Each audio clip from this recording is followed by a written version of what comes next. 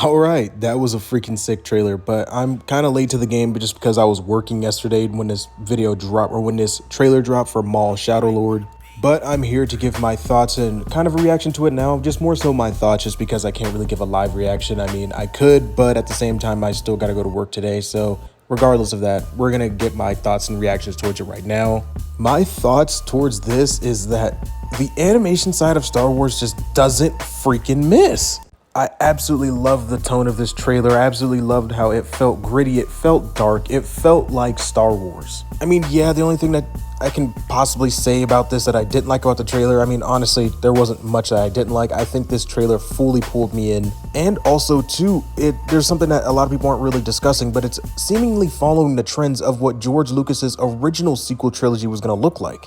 Now, obviously, they can't follow that to the T, but it does have certain parts and aspects of it of what George Lucas originally wanted. Now, obviously, this is going to take place way before the sequel trilogy. It's directly after Order 66, but I think that these aspects can be taken and turned into a pretty freaking good show, if you ask me. One day, I will go into detail about what George Lucas's original sequel trilogy was going to look like, just so you guys can get a better understanding, but pretty much this is essentially what it was going to look like, at least the very beginning of it. Now, I have been seeing a lot of people saying that they want Maul to fight Vader in this sense, but to me, honestly, I don't think that he needs to fight Vader, because in my opinion, if Maul were to fight Vader, yes, would it be a good fight, but I ultimately think that Vader would have to win.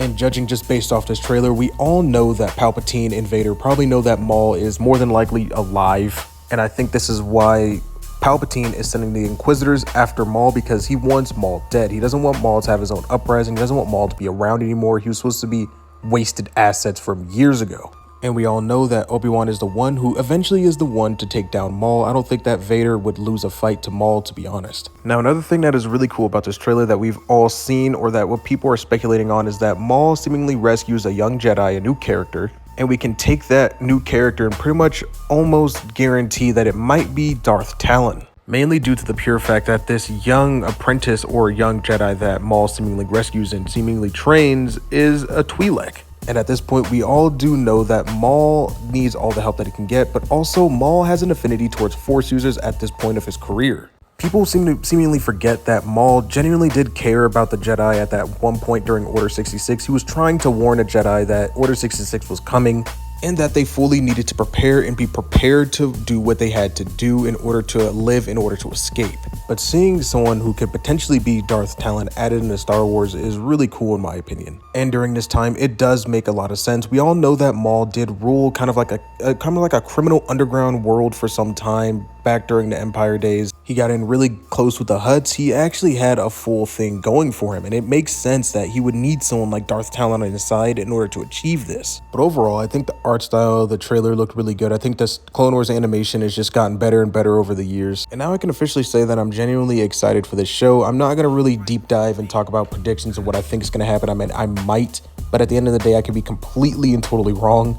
I mean, in the trailer, they did say that the Empire wants Maul dead. So, I mean, at the end of the day, we might see Vader versus Maul, but at the end of the day, I don't think that that could happen. Only mainly because that leaves way too many people that have crossed Vader and have lived to tell the tale. I mean, we have Reva, who did it twice. Not only do you have that, but you also have Obi-Wan, but Obi-Wan definitely makes a lot more sense than that, but it makes way more sense for him to survive a fight with Vader. In the game, you have Cal Kestis, who was able to survive a fight with Vader. I mean, not a fight, he was more so running for his freaking life and then kind of just broke the ocean floor, and then, you know, we've played the games before. He survived the fight with Vader, and that would also have to add in Maul for someone who's also survived the fight with Vader. I think that's just one too many. Vader's supposed to be this wrecking force, this storm that nobody can stop, this storm that only his son can bring him back. And I think that adding in another character that survived a fight with Vader, I think that's just kind of stupid. But overall, I'm really glad for a Maul TV show. I'm going to be glad to see how Maul establishes himself as like this crime lord underworld boss, while also fighting it back against the Empire and running his own stuff, and also potentially having a new apprentice, which I really hope that this is Darth Talon. I really enjoyed her in the comics in the past. But that's all I really got for this video. Let me know your guys' thoughts and opinions in the comment section down below. Are you guys excited for the Maul Shadow Lord TV show as much as I am? May the force be with you guys, and as always, have a great rest of your day.